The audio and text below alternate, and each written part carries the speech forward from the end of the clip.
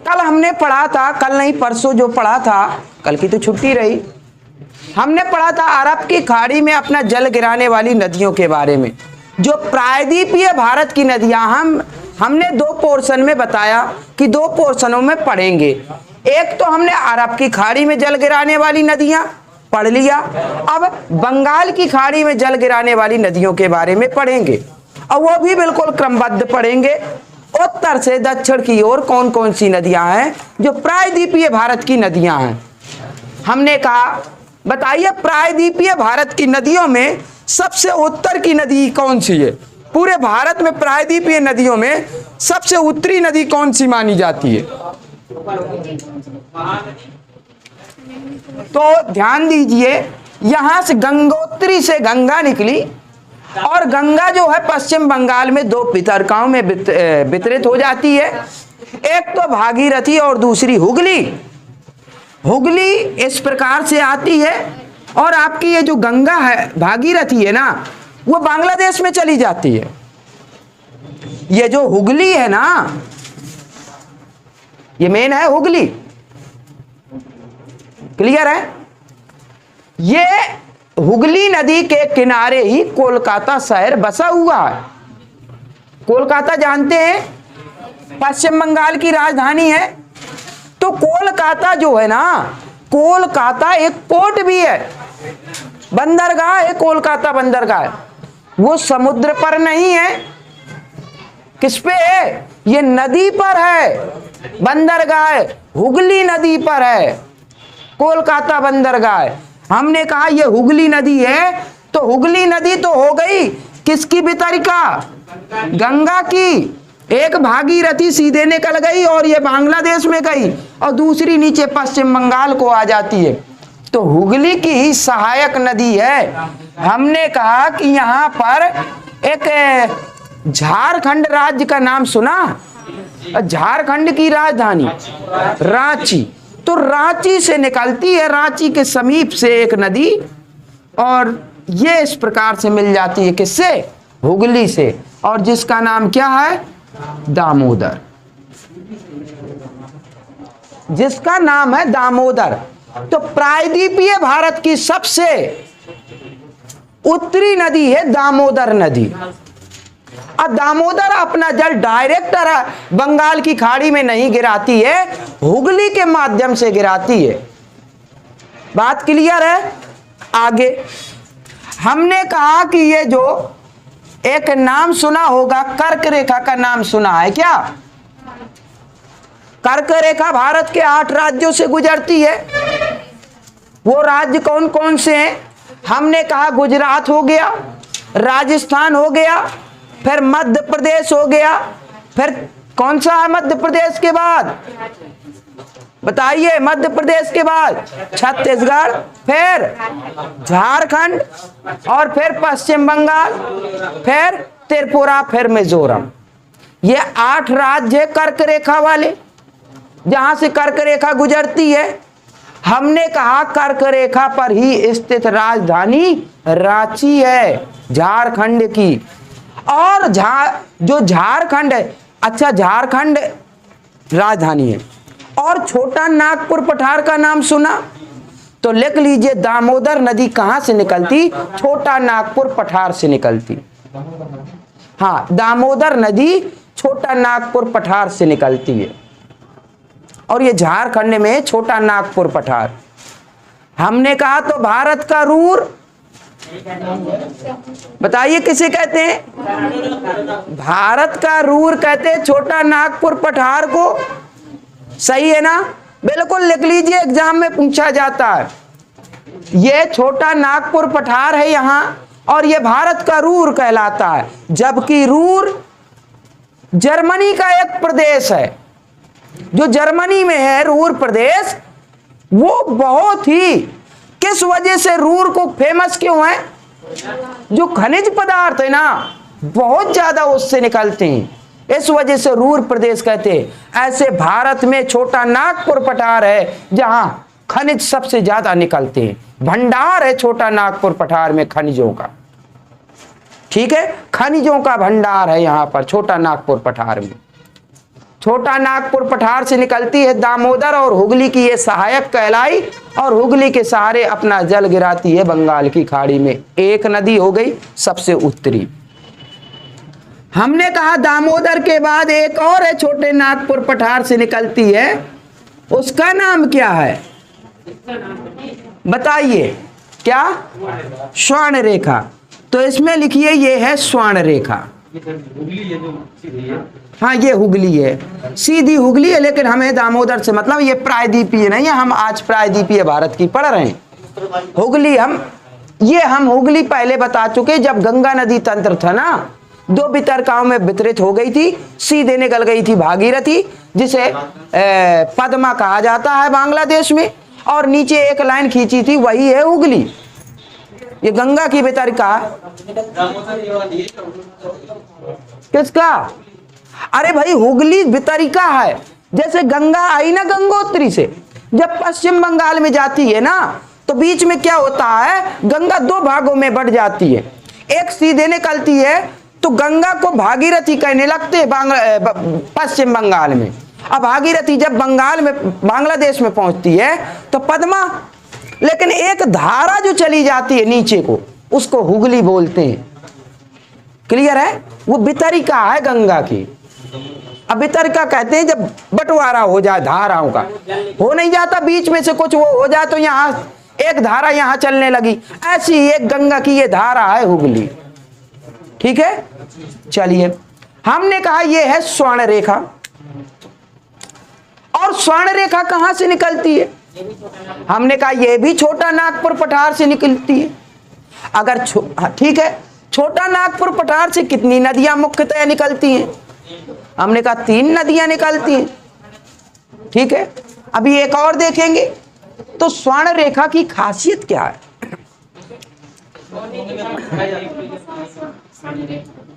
क्या? सही है, हमने कहा ये पॉइंट बना दिया। एक शहर बसता है जो एक शहर बसता है स्वर्ण रेखा के किनारे, इसको कहते हैं जमशेदपुर। लिखते जाइए बिल्कुल, जमशेदपुर किसके नदी के किनारे है, बसा है? स्वर्ण रेखा। हमने कहा स्वर्ण रेखा पर एक जलप्रपात बनता है, तो लिख लीजिए एग्जाम में पूछता है हुंडरू जलप्रपात।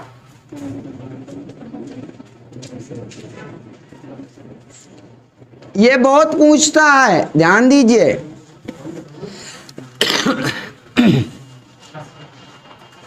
हुंडरू जलप्रपात किस नदी पर है?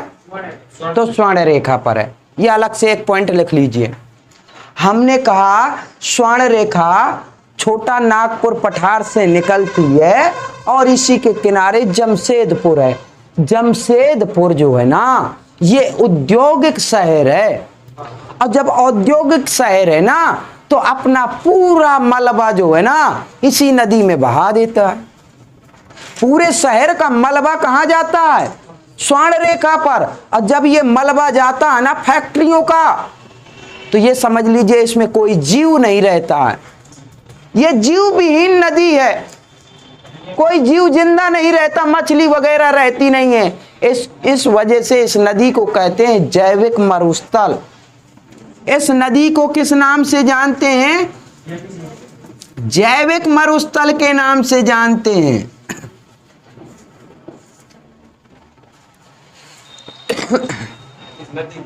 हाँ, इस नदी को जैविक मरुस्थल के नाम से जानते हैं। क्यों जानते हैं?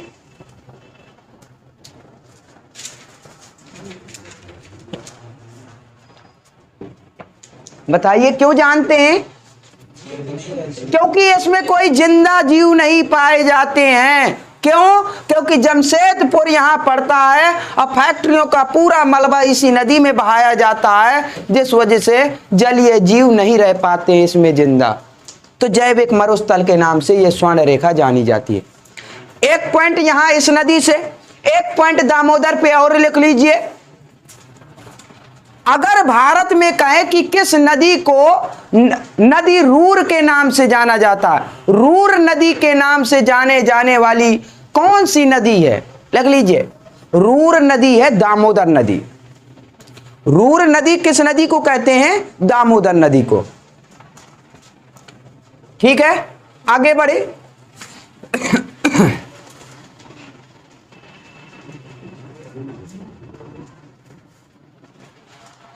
एक नदी है जिसका नाम है वैतरणी।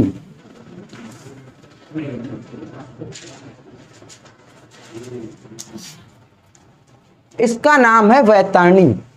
और वैतरणी कहां से निकलती है? ये उड़ीसा में क्योंझर पठार से निकलती है। लिख लीजिए, क्योंझर से निकलती है। ये है क्योंझर, उड़ीसा में है क्योंझर पठार। तो क्योंझर पठार से उड़ीसा से निकलती है और उड़ीसा में ये अपना मुहाना बना लेती है और आपके वो बंगाल की खाड़ी में अपना जल गिराती है। क्लियर है बात?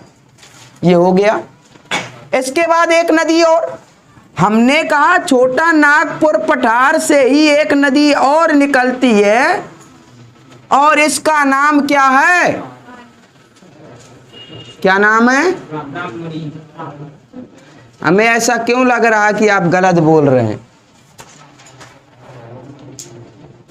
तो एक नदी छोटा नागपुर पठार से निकलती है, ब्राह्मणी। ठीक है, ये है ब्राह्मणी। याद रखिए, वैतरणी इसके पहले है उत्तर में, लेकिन ये छोटा नागपुर से नहीं निकलती।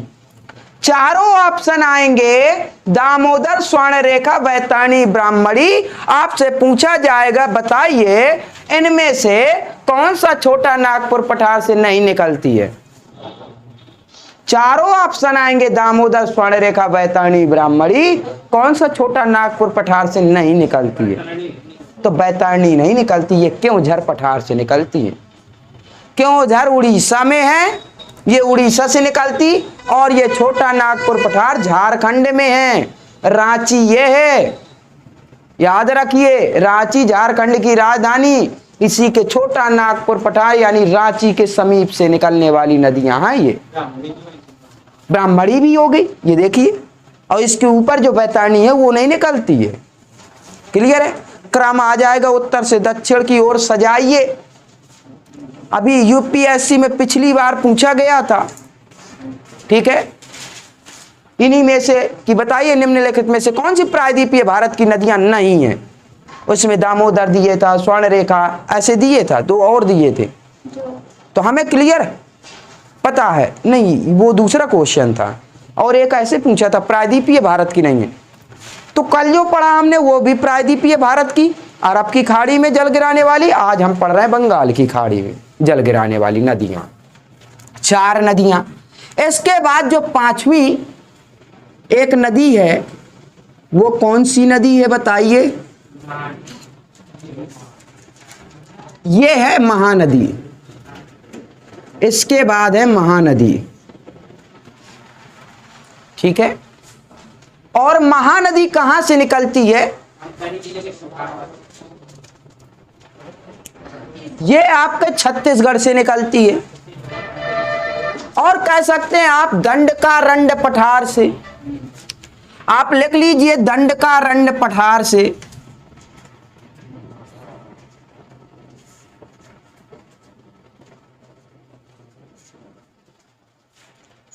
ठीक है, छत्तीसगढ़ में है ये दंडकारण्य पठार, और यहां से ये निकलती है महानदी। महानदी यहां पर एक घाटी टाइप में बनाती है, और जिसे कहते हैं महानदी बेसिन। और महानदी बेसिन को कहते हैं क्या? क्या बोलते हैं इस महानदी बेसिन को? यहां पर उत्पादन जो होता किस चीज का? चावल का, धान का उत्पादन सबसे ज्यादा होता है, प्रति हेक्टेयर उत्पादन सबसे ज्यादा। ठीक है, इस बेसिन पर, महानदी बेसिन पर सबसे ज्यादा चावल होता है। ठीक है, बाउल ऑफ राइस बोलते हैं इस धान का कटोरा, इस बेसिन को बोलते हैं। याद रखिए महानदी बेसिन को।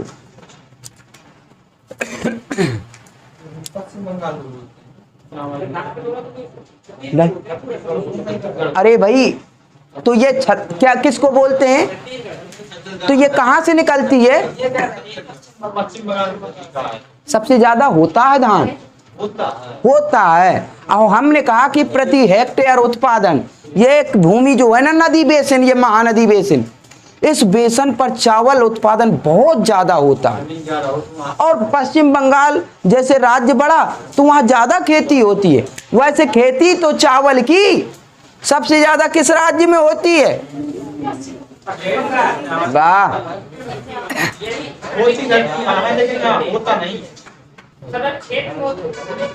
सबसे ज्यादा खेती जो होती है ना फसल, वो यूपी में होती है, जो चावल है ना सबसे ज्यादा। लेकिन उत्पादन नहीं होता। उत्पादन कहाँ होता? पश्चिम बंगाल में होता। दूसरे नंबर पे यूपी है, ठीक है, चावल के मामले में। लेकिन बोया सबसे ज्यादा यूपी में जाता है, ज्यादा क्षेत्रफल में। महानदी हो गया। ऐसे नहीं होता कि जमीन के ऊपर है, कहीं कहीं ऐसा होता है कि जैसे हमारे यहाँ बीघे चलते हैं ना, यहाँ अगर हम धान बोए, ठीक है, अपना इलाका बहुत अच्छा है जमीन के मामले में, अगर यहाँ बोएंगे तो हो सकता है कि 1 बीघे में 2 कुंटल से ज्यादा ना निकले। अभी आप बांदा क्षेत्र में चले जाइए तो लगभग 1 बीघे में हो सकता है कि 10 कुंटल निकल आए। ये बांदा क्षेत्र की बात बता रहे हैं। धान के मामले में 8 कुंटल निकल आए, 5 कुंटल। हाँ बिल्कुल चाहिए।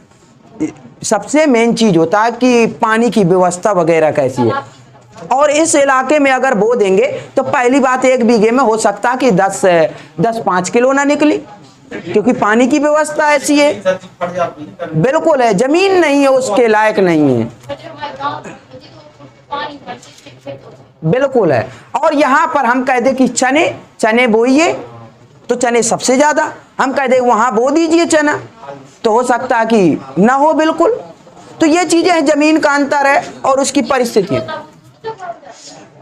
उसके लिए भी परिस्थितियां। सबसे ज्यादा जलोढ़ मृदा की जरूरत होती है। और गेहूं सबसे ज्यादा जहां नदियां बहती हैं ना, और नदियां अपनी मिट्टी जो अवसाद बहा के लाती है, जहां जमा होता है वहां गेहूं ज्यादा पैदा होता है। वही धान का भी हाल होता है। लेकिन धान के लिए चाहिए भराव वाला खेत, ढालदार नहीं चाहिए। ठीक, क्या चीज? हाँ, भरावदार होना चाहिए। उसमें बोलते हैं ना, मेड़ के मेड़ बना दिए जाते हैं। हाँ हाँ, चलिए, तो महानदी हो गया। और महानदी पे एक लिख लीजिए, एक बांध है, और जो भारत का सबसे लंबा बांध है, कौन सा? हीराकुंड। लिख लीजिए।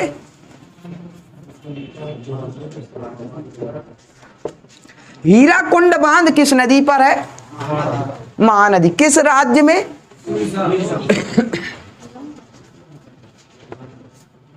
ओडिशा में है, ठीक है, ओडिशा में। अच्छा, महानदी के बाद कौन सी नदी है? अच्छा, अभी कृष्णा कहां से आ गई? ये एक नदी है गोदावरी। और गोदावरी कहां से निकलती? बताइए।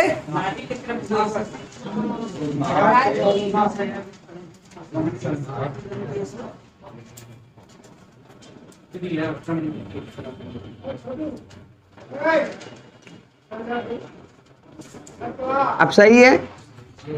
त्रयंबकेश्वर लिख लीजिए। आधात्रा भी कहीं कहीं मिलता है, ठीक है, कभी कभी ऐसे, ठीक है, ऐसे, ठीक है। यही तो बता रहे हैं कि ये जो जल है ना, ये जल कहाँ गिरा रही हैं? ये बंगाल की खाड़ी में।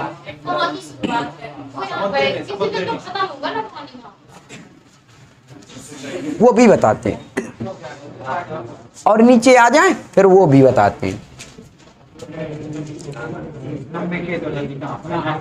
क्या चीज? चलिए अभी बताते हैं वो चीज।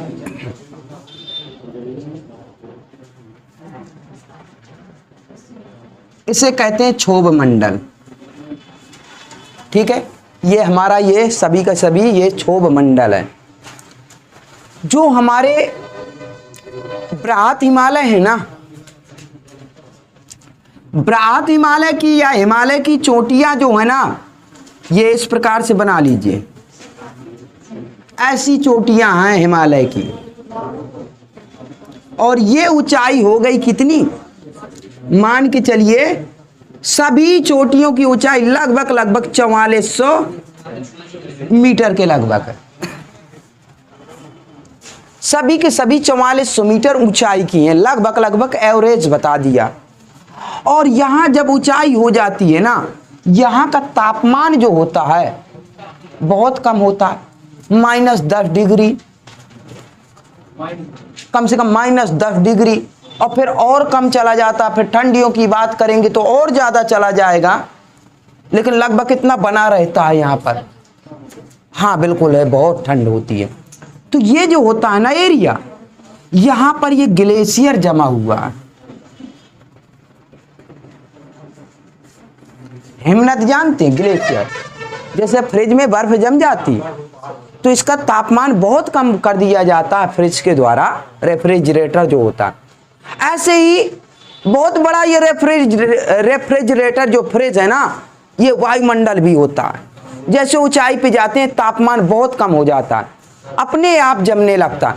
तो ऊपर ये जो बारिश क्या जो हम कहते हैं कि वाष्प आती है ना ठंडियों में, जैसे यहाँ पर तो तापमान थोड़ा सा ज्यादा होता है, इस वजह से पानी के रूप में आता है बूंद।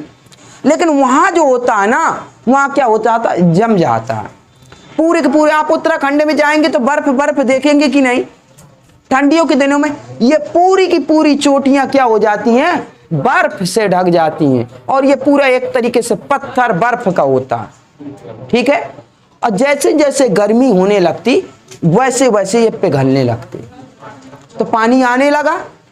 तो ये इस समय जो कह रहे हैं, अभी बारिश हुई नहीं, लेकिन आप चले जाइए गंगा नदी का पानी अब अपने स्तर से बढ़ गया होगा। गंगा नदी का पानी का स्तर अब बढ़ गया होगा। अभी देखिए बारिश नहीं हुई, लेकिन क्यों बढ़ गया होगा, क्योंकि इतनी गर्मी पड़ी कि ग्लेशियर जो है ना ज्यादा पिघलने लगे, तो पानी ज्यादा आने लगता है। और उसका पानी आप गर्मियों में देखेंगे ना ज्यादा ठंडा मिलेगा। आप उत्तराखंड चले जाइए, यहाँ तो ठीक है, जब उत्तराखंड जाएंगे ना, अब पानी का जो वो देखेंगे ना, तो उसका बहुत ठंडा पानी होगा। उसका अगर तुलना कराएं तापमान का, तो पानी ठंडा मिलेगा। क्यों, क्योंकि वो पानी अब डायरेक्ट कहां से आया, ग्लेशियर से।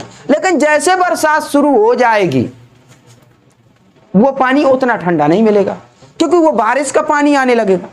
तो बरसात में तो बारिश का पानी है, अब बारिश का पानी तो आता है चला जाता है, लेकिन इनका रात जो साल भर पानी भरा रहता है, उसका कारण ये है कि देखिए अभी गर्मियों भर तो 4 महीने तो बरसात होती है, तो पानी की कमी नहीं पड़नी। 4 महीने के बाद फिर ठंडी आ जाती है, जम जाती है, तो लगभग वो पानी भरा रहता है।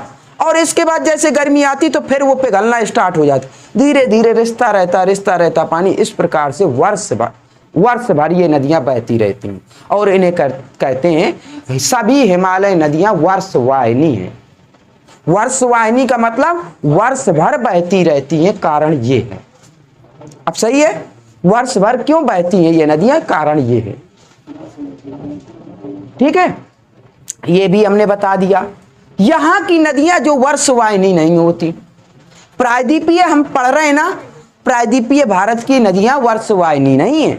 वर्षा हुई तो नदी में बाढ़ आ गई, वर्षा खत्म तो धीरे धीरे पानी सूखना, गर्मियों में पूरी तरीके से सूख जाना, और ये नदियां पूरी तरीके से सूख जाती हैं।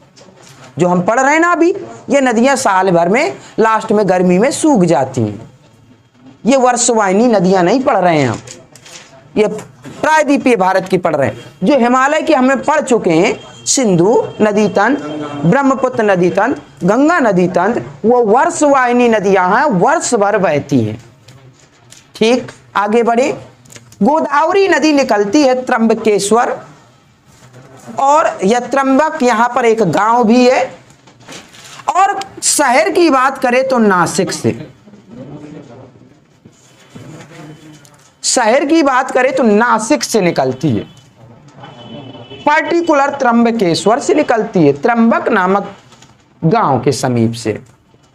अच्छा, हमने कहा कि इस नदी के किनारे क्या लगता है, महाकुंभ का आयोजन होता है। कितने साल में, पूरे 12 साल में महाकुंभ का आयोजन नासिक में होता है और इसी नदी के किनारे। एक हरिद्वार में गंगा के किनारे, एक इलाहाबाद में गंगा के किनारे संगम में, 2 हो गए, और एक है क्षिप्रा नदी, क्षिप्रा नदी पर है उज्जैन में महाकालेश्वर मंदिर है ना वहां पर, और ये चौथा नासिक में, ये गोदावरी। ठीक है, ये चीज क्लियर हो गई कि नहीं? अगर ना हुई हो तो बता दीजिए, अभी ना समझ में आया हो। अपना ये जो त्र्यंबकेश्वर से निकलकर ये नदी अपना डेल्टा जो है, डेल्टा कहां बनाती है बताइए? डेल्टा ऐसे त्रिभुजाकार होता है, बताइए डेल्टा कहां बनाती है? हमने कहा राजमुंदरी, आंध्र प्रदेश है, राजमुंदरी में, ये राजमुंदरी है, यहां पर राजमुंदरी के समीप लिख लीजिए, राजमुंदरी के समीप अपना डेल्टा बनाती हैं राजमुंदरी। अच्छा, एक और हमने कहा एक और नदी है और वो भी यहीं से निकलती है, महाबलेश्वर।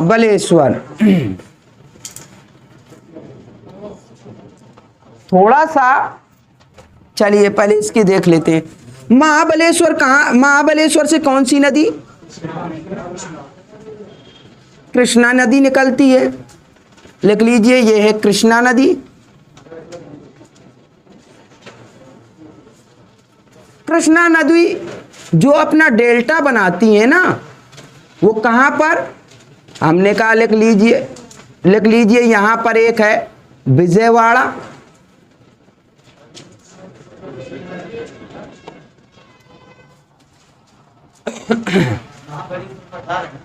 क्या चीज? विजयवाड़ा क्या है? विजयवाड़ा क्या है? ऐसे ही राजमुंदरी है। हम कह देना कि ये शहर किस, शहर जो है ना, जैसे शहर हमने कहा कबरई, जैसे ये है ऐसे राजमुंदरी है, तो राजमुंदरी के समीप ये अपना डेल्टा बनाती विजयवाड़ा, और ये है अपना डेल्टा विजयवाड़ा। कृष्णा नदी है विजयवाड़ा के समीप अपना डेल्टा बनाती, 2 चीजें। एंड ये डेल्टाई मैदान है और दोनों डेल्टाओं के बीच में एक झील बसती है, स्थित है। कौन सी झील? कोलेरू झील, लिख लीजिए कोलेरू झील।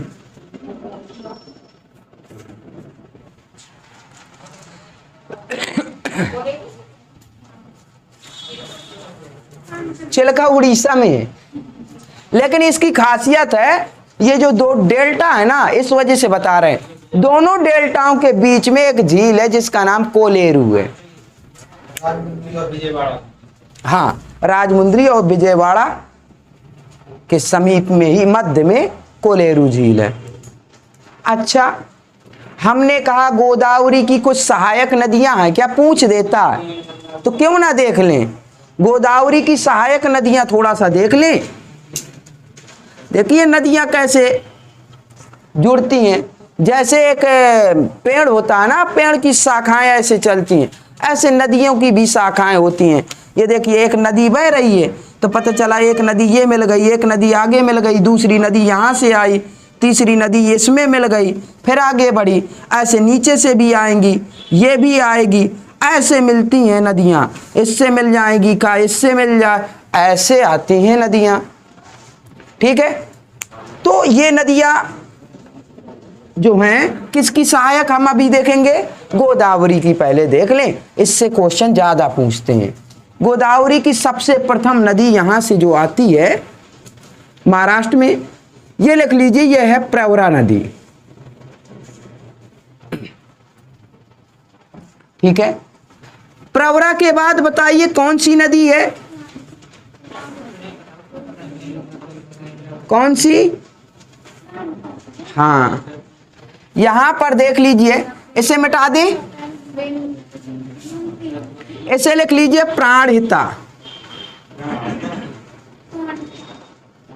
अच्छा,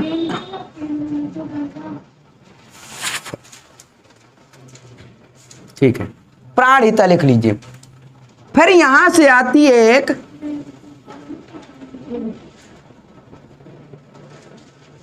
ऐसे मिलती है, ठीक है, ये है वैनगंगा, और ये लिख लीजिए पैनगंगा।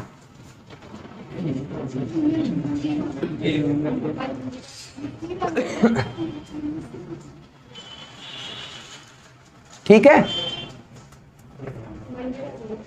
अच्छा, एक दो ये हो गई, एक नदी और कौन सी है? चलिए एक और लिखिए, यहां से निकलती है एक, और यहां पर तेलंगाना में मिल जाती है, और इसका नाम है इंद्रावती।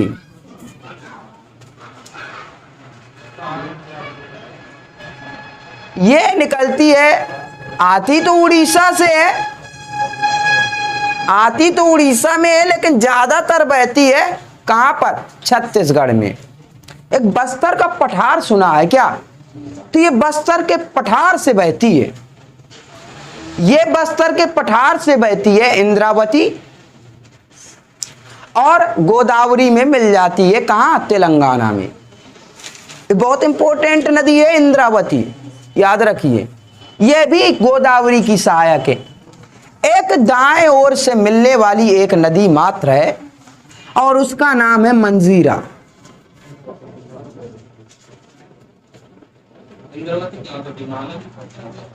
गोदावरी की सहायक है इंद्रावती। ये निकलती तो उड़ीसा से, लेकिन ज्यादातर हिस्सा जो बहती है ना, ये बस्तर का पठार से, यानी छत्तीसगढ़। उड़ीसा से आती, छत्तीसगढ़ में, तेलंगाना में मिलती है। ये इंद्रावती उड़ीसा से आती, लेकिन